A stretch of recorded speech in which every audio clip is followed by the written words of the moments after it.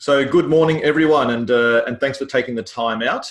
Now, as you all know, today's webinar topic is protecting your business from cyber risks.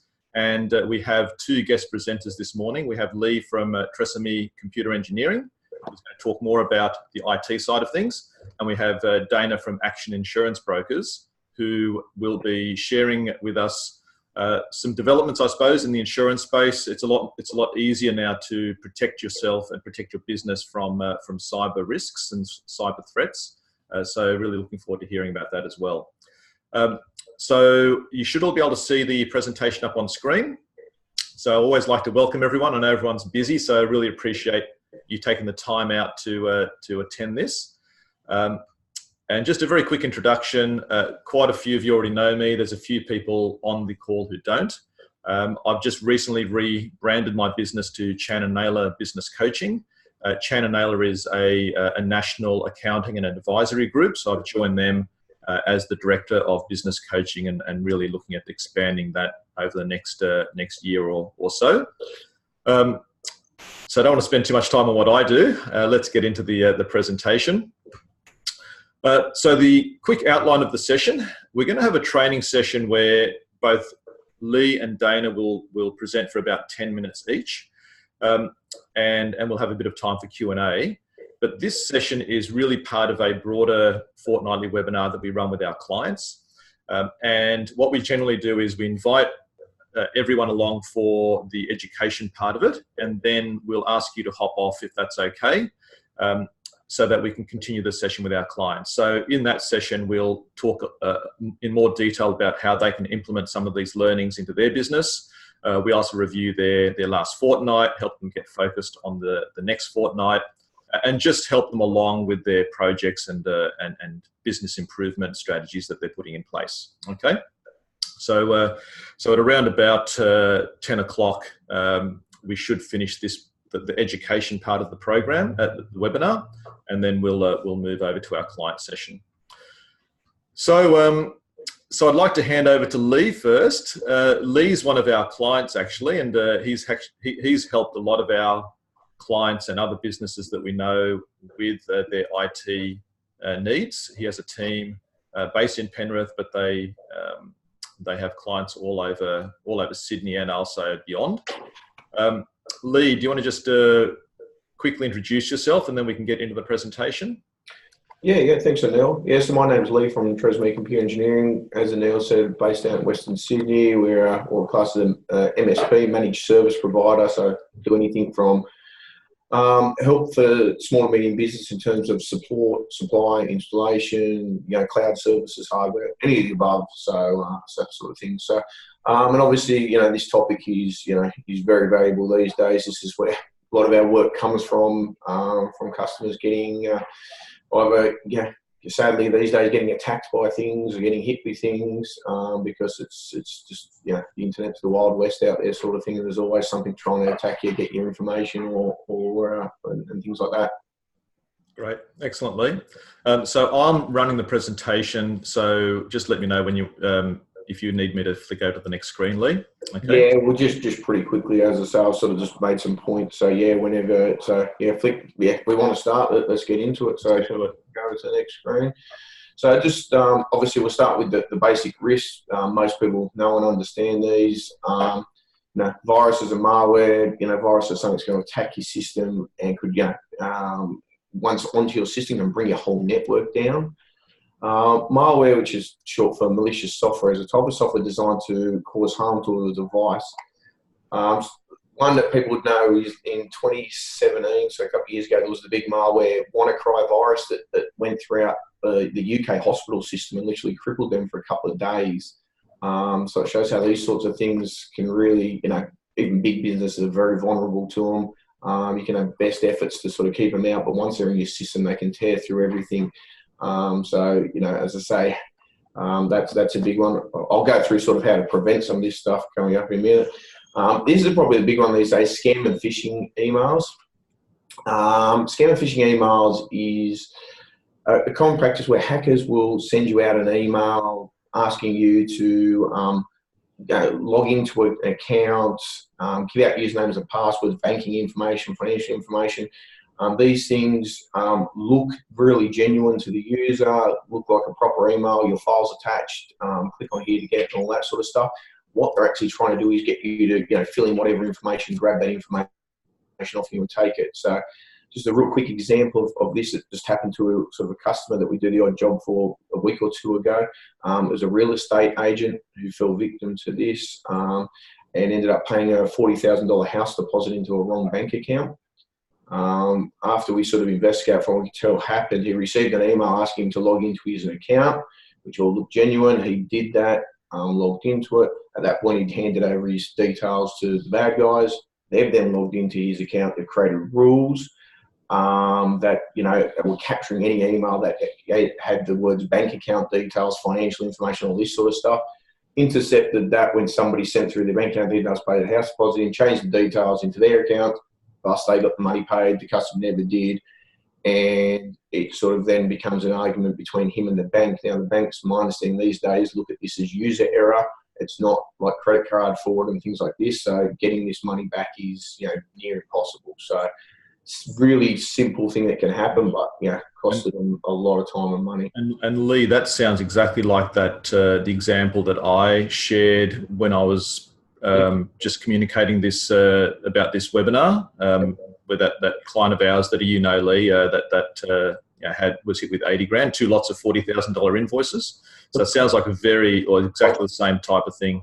Very common. The ones that I guess we see a lot in, we do a lot of work in the industry, I guess, too, but is with builders and that sort of stuff, especially ones that do large construction, because they send around some pretty big invoices, monthly bills and all that sort of stuff.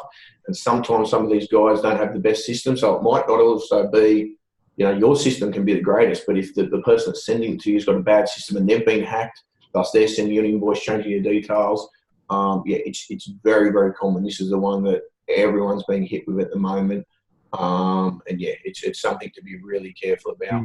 All right, I'll be keen to discuss more both with yourself and Dana how we can, how clients and businesses can reduce the risk of that happening. Yeah, definitely. And the last one being ransomware attacks. Again, probably everyone's heard of somebody that's been hit with their files on their system has been locked. So a hacker gets into the system via either exploit on an email, or sometimes these are the ones that used to call up telling you they're calling from Telstra or some sort of support company. You let them onto your system to fix his virus. At that point, lock all your files, encrypt everything. Then you'll see there's a little note sort of saying, pay us X amount of thousands of dollars to unlock your files. Mm-hmm. Again, we've had quite a few customers over the years hit with that, which a lot of the times, if you've got a server, the way they're hitting that, if you've got a server of remote access, they're just more or less banging away with different usernames and passwords, trying to get a combination that works, and occasionally get on, lock the files, and as I say, want ransom money from there. Luckily, this happened to an international business we do a bit of work for. And luckily their backup was all 100%. We're able to store from backup. Everything went on fine, but without that, they were in all sorts of trouble. But as I say, very, very common one that's causing some issues, the ransomware attack. Okay. And lastly, just account hacking. Again, this is where people are just trying to get into your system. This is real vulnerable on things like Wi-Fi networks and all that. Public Wi-Fi's at hotels, cafes, shopping centres. Pretty much once you connect to them, you're vulnerable on that network, and people are trying to hit your system, trying to sniff out information and all that sort of stuff. Yeah, that's an interesting one, because I do make it a point now just to connect to my personal hotspot instead of to a public Wi-Fi. Especially now that these phone plans have got so much data, you don't need to rely on Wi-Fi. 100%. Yeah, it's as I say, there's no more. You go onto Westfields and hooking on the network or going to whatever. Not too bad. It's just your phone. Your phones are quite safe and secure. They're very well sandboxed, all the apps and all that sort of stuff. But computers are not. Normally people have shares set up on them, all this sort of stuff, which can all become very vulnerable on them type networks, and even the information you transmit back and forth can be sniffed out and grabbed. So even for something like a Westfield or a McDonald's or anything like that, even though they've been set up by someone, like someone legitimate, because I've heard of stories where you might be going down to Bondi Beach and someone just sets up a Wi-Fi called Bondi Beach Free Wi-Fi, and it's not actually a council Wi-Fi hotspot or anything. It's just a Yep. someone just done it, they can. Yep. Yeah, but even with those other ones, they're still vulnerable. They're still vulnerable because at the end of the day, depending how well they've been set up, and again, you've got to understand these things are free systems, so they don't put that much resources into making these things the most secure things ever. It's just a bit of a nicety just to sort of give that out. So, hotels are one that are really bad for it as well. Their Wi-Fi is sort of on the bottom of the list of what they've just got it because they've got to have it. Mm-hmm. In terms of securing it, making it, that's not really their problem. They'll just put it out there. What you do with it or how it gets used is your problem. So yeah, it is a big risk. There's ways around that, again, VPNs, all this sort of stuff. But yeah, my most advice is if you don't really need to use, if you like I said, you've got data available on your phones, that's what you use, and try and get onto some of these things. Okay, thanks, Lee. And now, if anyone has any questions along the way, just pop into your chat box as well. Happy to field those as we go. But better keep going at the moment, Lee. Yep. So on to the next one. So protection. So this is just some obviously things you can do. Some basic protection things. Again, some real obvious ones. Computer antivirus. Although we still come across all the time where customers don't have it. All computers should have antivirus, up-to-date licensed software. Again, a lot of people have it, but they didn't renew the license, so it's sitting there 3 years old, and it's just absolutely useless. In a business environment, managed antivirus is the best. What that means is it all reports back to a central support company, thus they can see everyone's up to date, got the latest definitions, all got the same license, and most people, if they find a threat or a problem, gets reported back and fixed up. Spam filtering, again, very simple one. Most of these threats these days are coming through via emails, as we were saying before about dodgy emails, want you to click on links. If you can stop them emails even getting through to the end user, you're removing most of the chance of the risk of someone clicking that thing or filling in information they don't want. Security and software updates, again, always having systems up to date, latest software, latest updates, because there's always holes found in systems that Microsoft, Apple, Google, whoever are constantly patching and fixing up. If you get the update saying please update, you're sort of going ignore. Again, you're leaving yourself vulnerable. Going back to that hospitals one in the UK, that was all based off them running Windows XP, which Microsoft no longer supported. Thus, there was a hole in that operating system. That's where the vulnerability came from. So keeping things up to date is important. Just one quickly on that, people that don't know, as of January 14, 2020, so 6 months' time, essentially, Microsoft ends support of Windows 7. So this will fall into that same thing. You really don't want any computers in your business running Windows 7 at that point, because they will no longer get security updates via Microsoft, thus are insecure and a problem on your system. The last one in terms of this is, again, something that everyone knows of, but some people are still very bad at, is backup. At the end of the day, your best form of defense when it comes to viruses and ransomware is a backup, because you don't want to be paying the ransom money because your chance they won't get that back. If you've got a good backup, things like that are not a big problem. You can restore from that, keep going. Also keep in mind, most people these days are using cloud and sort of things. Well, because I'm in the cloud and don't need to worry about backup. Most cloud systems, whether it be G Suite, Office 365, they include retention, not backup. So you still can add backup to them, which is highly recommended, because the same the case of ransomware and that, sometimes even in a cloud system, you won't get it back. Just a quick question from Celeste. She said, is spam filtering just an email setting we put on high, or is there additional protection for that? Okay, so step one is to do, that's the most basic one, is putting it on high, doing it that way. But yes, you can pre-filter what you should do if you own your own domain name, which most businesses do. You run your email through pre-filtering first. So it runs through an off-site third-party email filtering service before it hits your Office 365, G Suite, mail server, X, whatever it is, and that will filter it out pre-done before it even hits that, and quarantine them and catch them in there. Because they have millions of emails that run through it all day, every day, obviously they get a very good, they can pick up these things and see patterns in emails and all that stuff very, very quickly. So yeah, like someone's put on there, MailGuard, there's a whole heap of them out there, but MailGuard is a very good one. But yeah, third-party mail service before it even hits your thing is really recommended. Great. Now, I have to admit that I'm a bad boy, Lee, and I don't have I've got a Mac. I don't have antivirus. Is that now becoming a bit more of a risk there for? Yes, it is. Yeah, at the end of the day, Macs, a lot of people think for years Macs are not vulnerable to viruses. Not they're not vulnerable, it was just a numbers game. Mac versus PC, for years was about 95% PC, 5% Mac. So if you're a bad guy, you're clearly going to target the 95%, not the 5%. as Mac popularity is coming up, there are, just as many, there are people now targeting Macs because there's a lot of blaseness with Mac users. Oh, it's fine, I'm good, whatever. Mm-hmm. So, no, at the end of the day, antivirus software on a Mac is as important as a PC these days, for sure. Okay. And if I wanted to do that, you would recommend some sort of a server-based. Anyway, we can talk about that separately. Yeah, but yeah, that is all. Yep. Okay. All right. Good.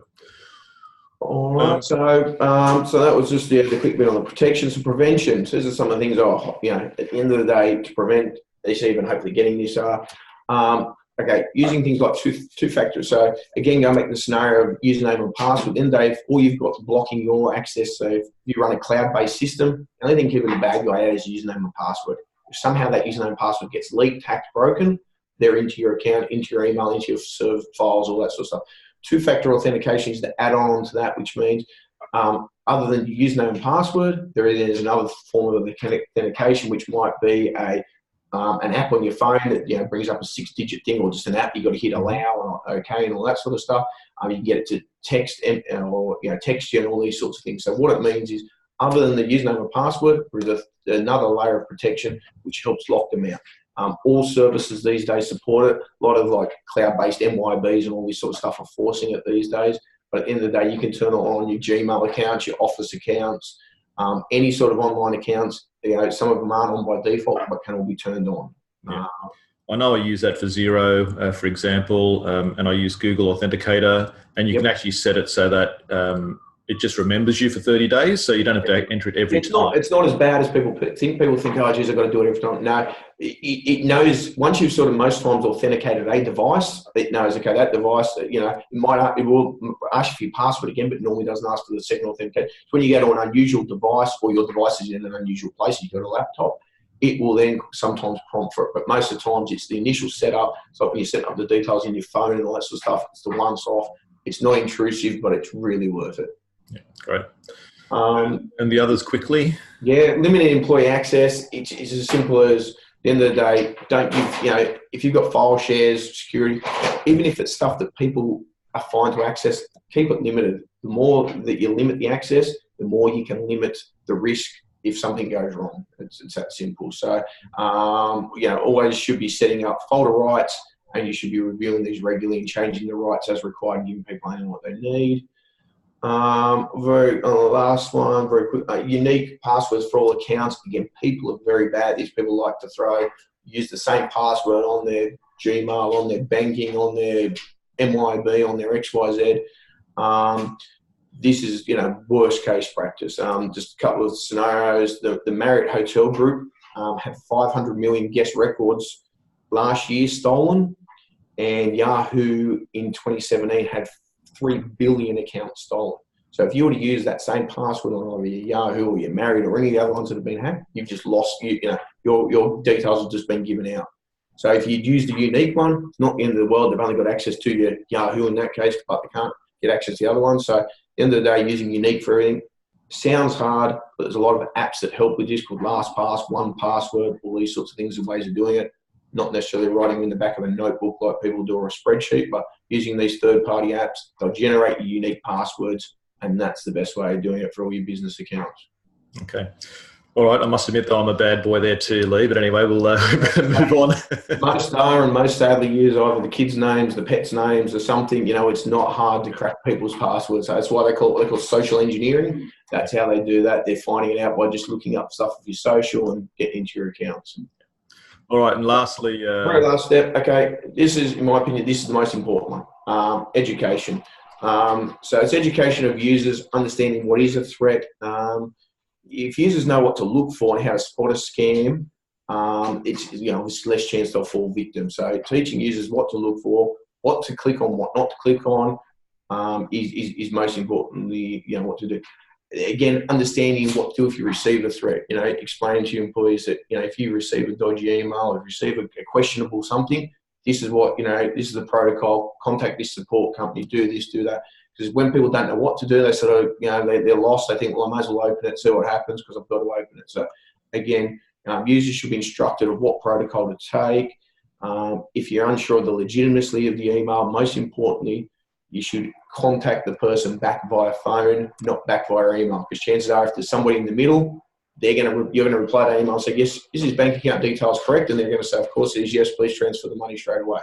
So pick up the phone, don't ever reply via email if you think things aren't So good. Lee, on that one, part of that is then the business educating their customers about that as well? Correct. Yeah, it's a two-way street, that at the end of the day, that knowing that, if you ever change your bank account details, that you're going to take the proper protocols and methods to let everyone know properly. Pick up the phone, say yes, we have changed, because as I say, this is what's happening on all these emails. It's as simple as they're grabbing invoices, changing the bank account details, and resending them on. And as I say, people quite often take due diligence in replying back and saying, I see that's changed, is that correct? And guess what? The guy replies, yes. So end of the day, in all certainty, pick up the phone, ring the company, ring whoever your rep is and say, is that correct? Has this changed? And most of the time, so that example there you mentioned is if someone replies and says, are you sure that this, just checking the bank account has changed? If they do that by email, the scammers can still intercept that and reply and say, yes, we confirm that. So it's best to do it by phone. They've normally got rules in place that they're capturing all these emails back and forth, and they're being in the middle. So yeah, replying via email is no help to you. Yeah. So, and having a good support company that people can call on, that your staff know they can call on and contact and check emails is important. As I say, it's when people don't have someone to speak to, don't know what to do, that's when they'll normally just click on the email, follow the link, whatever. So having a good support company, you can click on, call, speak to.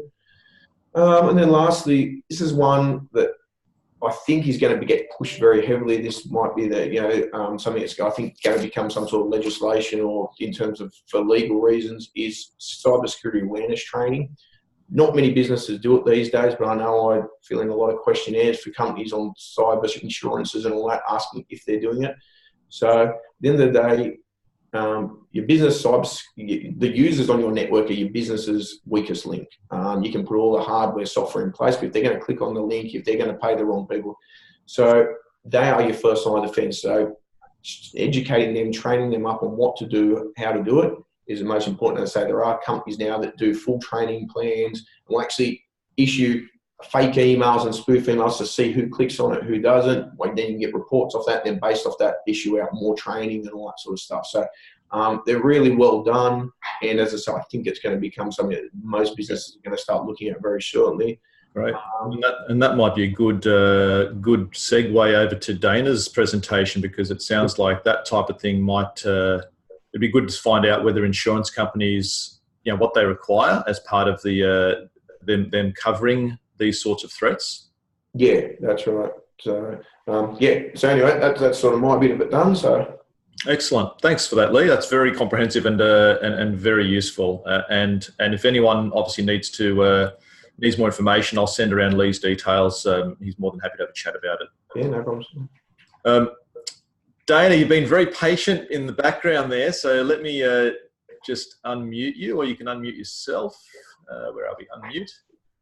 You there, Dana? Hear me? Yes. Thanks for waiting. We'll hand over to Dana now. Dana works for quite a large insurance broking group. How many offices do you have around Sydney? Or So we've got 5 offices Australia-wide, with 4 of them around Sydney, so I'm based in Penrith. Yeah, excellent. All right, well, maybe just a quick intro, and if you can just launch into your presentation, that'd be great. Yeah, definitely. So Dana Patterson from Action Insurance. So as I was saying, we've got 5 offices Australia-wide. We started out in the Hawkesbury, so we are Western Sydney based. We've got 52 employees as well, and we just celebrated our 25th anniversary last year. So we've been around for quite a while, and definitely still growing as well. So our bread and butter is the SME businesses as well. So we do try and focus on the small to medium businesses rather than the large corporates. So it also obviously fits well with us being in Western Sydney as well. But yeah, so pretty much what Lee was saying in his presentation is very similar to what I guess the insurance side will cover as well. So we'll just go through my presentation of what insurance.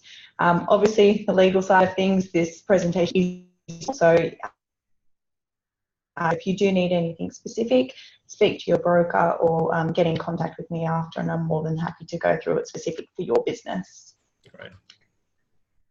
This one. Back in February last year, the government introduced the notifiable data breach scheme. So that means any businesses with a turnover of more than 3 million, if the system gets hacked and they steal personal data, they are legally now required to notify this to the government, so they can obviously let those people know. Just wanted to give you a few stats as well, just to give you a rough idea of how many attacks every year. So since February last year, there's been 964 breaches, with 215 of those happening just since January this year. Wow. So a few more stats is 35% of those were obviously human error. So that's not even just getting an attack, that's just a human error, someone in the office doing the wrong thing. And 61% malicious. So that's when someone's obviously intentionally hacking into the system or putting malware and things like that onto your system. And it's hitting every single type of industry. So it can go from the finance sector to the legal, accounting, and even everyone is susceptible to it. No one can escape, I guess. Yeah. So just on the next slide, just to give you a rough idea of what I'll cover today is obviously what a cyber attack is, how insurance can help you, just to give you examples of what insurance has covered in the past, and just I guess similar to what Lee went through was just some tips and tricks just to help your business. Yeah. Excellent. So there's a couple of there's some things here that I'm not sure if Lee covered, but yeah, just maybe run through these quickly, especially ones that haven't been covered. Yeah, definitely. So these are only 8 examples. There are hundreds of examples out there, but I just thought these are just a good snapshot of what can happen. So Lee did run through crime, which is your malware. So it's program that is obviously. You've also got cyber espionage and extortion in there as well. Denial of service is quite a big one as well, especially for retail. The claims example that we go to at the end will go through that. So that's where the hacker will stop you from actually accessing your system. So you can't trade or do any business or anything along those lines. Your standard hacking, so when people think cyber attack, what it is you're hacking. But cyber insurance can also provide cover for physical loss and theft. So if you leave your iPhone or your laptop in a cab, it will provide cover for that as well, because with your iPhone you have all of your clients' contact details on there, that if you lose that iPhone, that's all of your clients' contact details that could fall into the hands of someone who is going to use it. And you've obviously got a few more down there, financial intrusion, and as well, people who are specifically pushing their viruses and scripting websites. Once again, to stop people getting number, it can also be to steal people's information. So as I said, these are only just a few examples. So yeah, there are hundreds of them out there, unfortunately. Yep. Now, I think I don't know. I think it's the voice quality is not great at the moment, but that's fine. We can hear you, Dana. But definitely, if anyone misses anything in Dana's presentation, then yeah, she's more than happy to obviously talk about it and maybe give some more information down the track. Yep. Yeah, definitely. Is it coming through okay, or is it very broken? It's okay. It's okay, just occasionally. Okay. Yeah, definitely. If you do miss something, just let me know, and I'm more than happy to run through it later. So with cyber insurance, there are 5 main coverages. These are the 3 standard points. So you've got loss to your business, which obviously if you do suffer a cyber attack, you're going to lose a loss of income. So you're actually pay while you obviously were suffering that attack. Loss to others, so that's loss to others. So that's, say, if your customer or supplier or something along those lines suffers a loss because your system was attacked. So the example that Lee gave before of the construction industry, where your systems might be, I guess, tip-top that you're dealing with, they might not be. So if you do suffer a loss which impacts someone else, it can provide cover for them too. And obviously response costs. So you want to make sure that if you do get hit with a malware, that you want to get that out of your system, you want to patch your system, and you want to make sure it never happens again. So the insurer can actually pay to get experts in there to get that out of the system, to patch the system, and to fix it all up. You can also get other things such as PR costs as well. So if you need to get obviously do data recovery, I guess,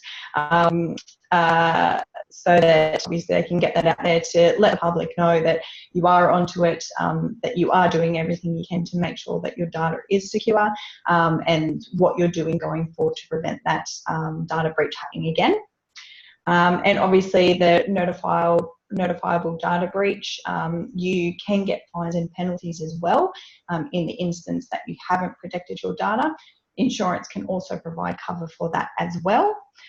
And obviously cyber extortion. So if you do get, say, an attack where they ask for whether it's Bitcoin or actual money as well, the insurance can be used to provide those covers as well. So rather than you forking out $5,000 out of your own pocket for a ransom, the insurer obviously will weigh up their costs, and they can look at paying for that as well. Okay. All right, great. And this is this done? So if there's a ransom example, or if someone comes across that and they've got cyber insurance, they'll obviously speak to their insurance company straight away, and Definitely. they'll make a decision on how they'll work with them together to work out how to overcome that and yeah, that's it. So if you ever do get request for ransom, so a lot of the times it'll be as soon as you turn your computer on, you'll get a black screen that says you've got 48 hours to pay, say, however much Bitcoin into a certain bank account. Do not ever pay the ransom. Once you pay that ransom, never see that money in. There's a chance just Bitcoin, so they won't actually release the data back to you or unencrypt your website. They'll just keep asking for additional money. So if you ever do get a request for that, don't pay it. Go to your insurance company or your insurance broker and refer to experts, and then they'll decide whether that ransom gets paid or not. Okay. Do you want to move to the next slide? You can go to the next one. Next slide is additional extras. So these two bits of coverage aren't standard on a cyber policy. So definitely you have to consider these when you are taking out a policy of what your exposures are and what you're looking to get covered. So the first one is contingent business interruption. So that's in the event that one of your suppliers has been hacked by a cyber attack, and therefore you can't trade. Oh, so a classic example of that is, say, like your cloud provider, your accountant, or something along those lines, or any type of supplier that you use. So any third party or external company that you use to transact your everyday accounts or your everyday business. Mm-hmm. If they get attacked by a cyber attack, how is that going to impact your business? Mm-hmm. Something to keep that you've been attacked or you've had a loss or anything along those lines, it still is one of your suppliers has suffered a loss. So that's something to keep in mind as well. What Lee touched on before in regards to the social engineering and spam emails and phishing emails, there's a very funny, I guess, lingo and language when it comes to cyber insurance. So you've got cyber phreaking, you've got phishing, extortion, social engineering. It's a very confusing world, and there's a lot that can go on in there. So insurance companies tend to just lump it into one, and they call it cyber theft. So it's theft of, it can either be money, it can even be bandwidth, so your actual internet charges, it can be your phone charges, it encompasses a lot of things. So cyber theft is probably the biggest expense for an insurer, because as Lee was saying as well, with the spam emails and things like that, if your staff aren't aware of the processes that cyber criminals use, by clicking on one email and transferring money to an account, you can suffer a loss of thousands, if not hundreds of thousands. So insurance, once again, will pay for that. That's the example of your client, Anil, who transferred that data. That was an example of social engineering, where the hacker had intercepted the email, changed their details, impersonated a trusted supplier, and changed obviously their bank details so that they would get the money. Yeah. So the cyber theft is probably the most important part of a cyber policy, but is not a standard coverage of a cyber policy.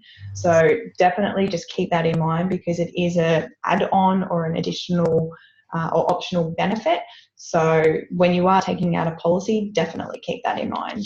Okay, great. I appreciate that heads up, Dana. Now, I'm super keen to hear about some of these claims examples that you've got coming up. Yeah. The claims are always the fun things, because it helps you relate. Sometimes people can talk about it until you hear it. Sometimes you don't really put two and two together. So as I was saying before at the start about the denial of service, is a classic example. So a clothing store had an online store where a criminal had put in a malicious code. Therefore, their customers couldn't actually see the website, and the employees couldn't see what orders were being put through.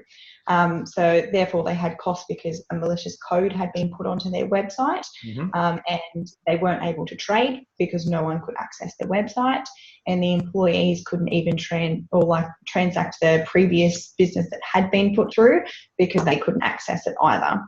So when insurance came in, they obviously get experts to come in, which is also covered under the policy, to get the malicious code off the website, but also pay for any loss of revenue. So if the business is down for a week because no one can access the website, then the insurance company will pay for that week.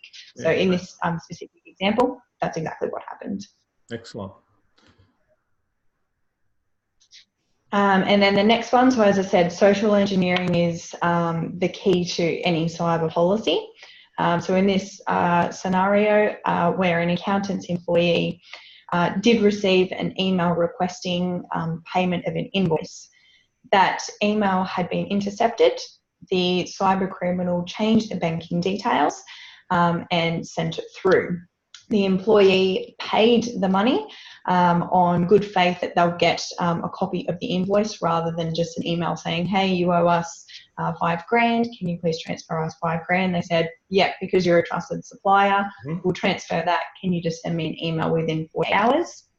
Turns out that accepted, and that cyber criminal had actually changed the banking details.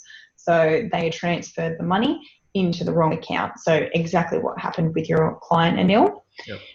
If you have cyber insurance, because as Lee was saying, the banks are now taking more of a hard look on this, that it is down to human error. And in most cases, the banks just wipe their hands of it. So that's where insurance can come into play, where the insurance company, if you do have social engineering insured on your policy, they will pay back the full amount, as well as if there was any, malware being inserted into the system as well. I'll go through, do a sweep, do a clean, just to make sure that your system is still squeaky clean. Now, Suzanne's asked a couple of questions. There was an older one from Lee, which I'll come back to, but she's asked, what is phreaking? What is phreaking? So phreaking is in regards to stealing of telephone and bandwidth data. So what a lot of people do as well is, it's, I guess a classic example is, sometimes if your neighbour might use your Wi-Fi or something along those lines, it's similar to that, except it'll be a cyber criminal doing it, and your expenses will go through the roof. It won't be as simple. They've logged in to check their Instagram or Facebook. They'll be doing it to carry out all of these hackings. Mm-hmm. So instead of your general bill saying being $100 a month, it'll probably go up to about $1,000 or $2,000 a month. So it's actually breaking into your internet and telephone services. Okay, excellent. And there was a question. One of those funny terms that cyber has. All right, excellent. So so this one here that's on the screen now, that's obviously one that's come up a lot. It's the example that I used when I was inviting people to this webinar. You know, Lee's obviously had a few examples of it. You've seen that, so it sounds like it's extremely important to have that covered. Probably the easiest way for cyber. So. Okay. And just on this last slide. Yeah, just on this last slide, similar to what Lee was saying before, just a few tips and tricks to help with your cyber insurance, and obviously just cyber awareness is get a cyber policy. Doesn't matter how big or small your company is, and whether you have a website or not. If you use email, if you send invoices electronically, if you have a phone, if you have internet, you need a cyber policy. Premiums are a lot cheaper now. You can get a premium for probably about $800 is about the minimum. Mm-hmm. Obviously, depending on the size of your business, it does go up. But most claims are in about the 30 or 40 grand mark, and that's for the lower level claims. So if you just get hit by just a standard, malware attack or something like that, it could cost you about 30 or 40,000 compared to an $800 premium. Yeah. And as Lee said, make sure all your software licenses are up to date and antiviruses are up to date, especially with that WannaCry that was out in 2017, I think it was. They're the computers that they hit, ones that weren't up to date with all of their licensing. Educate staff, definitely number one. It's still probably the hardest because a lot of people will not know the difference between a phishing email, so a spam email, or a legitimate email. So it is always hard, but education is definitely key. Mm-hmm. In regards to social engineering, the next 2 points are quite important. So prevent any one person from transferring more than $2,000 without a second authorization.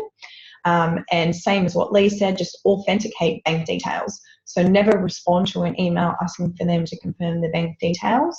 And when you do call them, don't call off the phone number that's listed in their email or the phone number that's listed on their invoice. Call the most recent number that you had, because what most hackers will do is just change the phone number so you're actually calling them direct, and then they will just say, yes, of course, those details are correct. Yeah. So actually call the most number that you have on file. And then, as Lee was saying as well, just in regards to passwords, make sure you change them quite regularly as well. So we recommend no more than 45 days. And just think about different ways that you can do it. So you've obviously got the password generators, which are fantastic. But if you want one that's maybe more memorable, try making it a phrase. So you can even do simple things of, I love going to work, but do different characters and things like that. It's a lot harder for criminals to break in with those types of passwords rather than password 01. So and it sounds like you do love going to work, Dana. That's excellent. That's a great password. Yeah, you'd actually be surprised. We do a lot of cyber training ourselves, obviously, to make sure we're up to date with it. And insurers and investigators say all the time, be surprised how many people's password is actually password 01.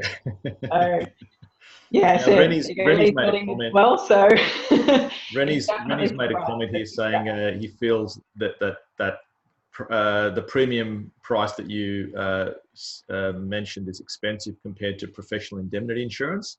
Now, I suppose that's a factor of, professional indemnity insurance, you've got control over that more or less, whereas something like cyber attack, the risks, there's probably more risk of that happening, and that's why the premiums would be higher as well. Yeah, and I guess it's also out of your control as well, whereas professional indemnity, obviously claims can still be out of your control. However, the advice that you give, so what professional indemnity is based on, is the advice that you are giving. Whereas cyber attacks is all you need is one email and one person to click on that email. We actually had on the 4th of June, a large insurance company and brokerage in Australia got hit with a cyber attack which shut them down for 2 weeks.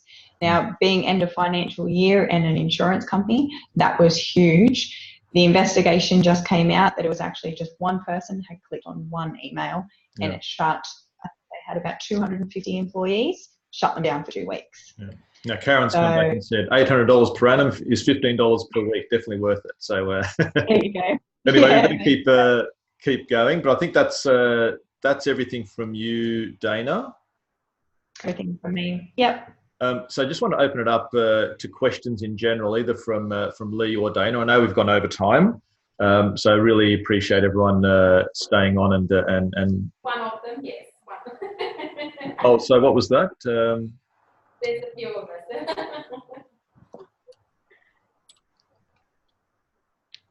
So yes, any questions? Just type into the chat box. Happy to unmute someone if someone wants to speak specifically, but we are over time, so I probably do need to wrap up pretty quickly.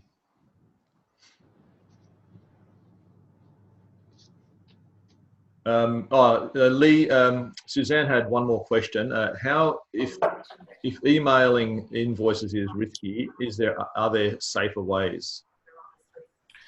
Look, the norm is invoices these emailing. No one wants to receive a fax. Most people don't have them and things like that. And you know, send them via post. So emailing is still the best way.